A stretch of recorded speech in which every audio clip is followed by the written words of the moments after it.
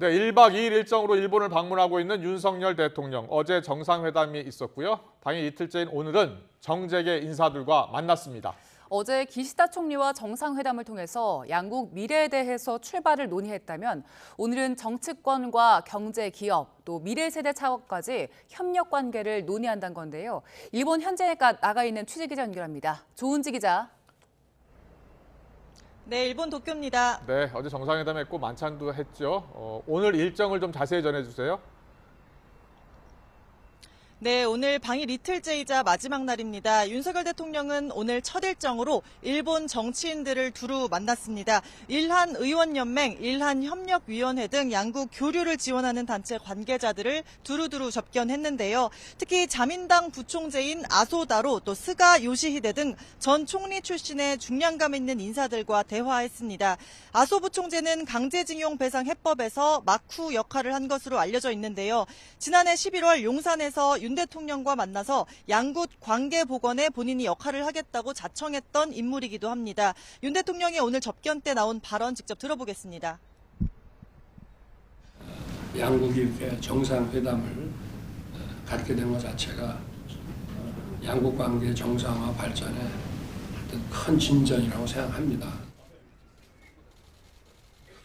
네, 윤 대통령 지금은 한일 기업인들이 함께하는 한일 비즈니스 라운드 테이블 행사 중입니다. 어제 한일 미래기금을 조성하겠다고 밝힌 우리의 정경련 또 일본 게이단렌 관계자뿐 아니라 삼성과 현대차, LG와 SK 등 대기업 총수들도 자리했습니다.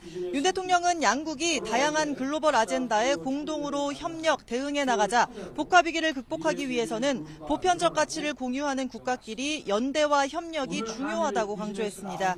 일본 측에서 강제징용 피고 기업인 미쓰비시 중공업의 계열사 미쓰비시 상사의 특별고문도 자리했는데요. 대통령실은 두 회사가 직접적인 관련은 없다면서 일본은 한국보다 계열사 관계가 더 느슨하다고 설명했습니다. 윤 대통령은 오후에는 게이오 대학교를 찾아서 일본의 대학생 또 한국 유학생들을 상대로 강연합니다.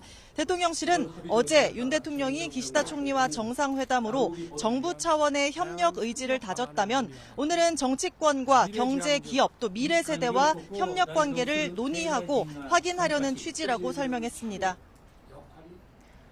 네, 오늘은 기시다 총리와 만나는 일정은 따로 없는 걸로 알려졌는데 어젯밤 있었던 만찬 뒷얘기 취재된 내용이 있다고요? 네, 윤석열 대통령과 일본 기시다 총리는 어제 정상회담부터 공동 기자회견 또 만찬까지 4시간 넘게 함께했습니다. 특히 도쿄 시내에서 식당 두 곳을 오가면서 허심탄회하게 얘기하는 모습이 눈길을 끌었는데요.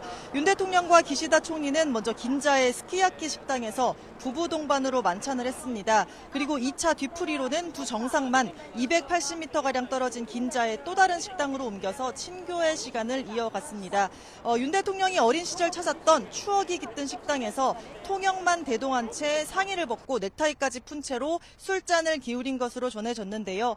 윤 대통령은 이 독대 자리에서 본인 임기 중에 한일 관계를 가장 좋게 만들고 싶다면서 강한 의지를 보였고 이에 기시다 총리도 윤 대통령의 솔직한 모습을 보며 많은 생각을 하게 된다. 한일 관계가 앞으로 더 좋아질 것으로 기대한다고 화답했다고 합니다.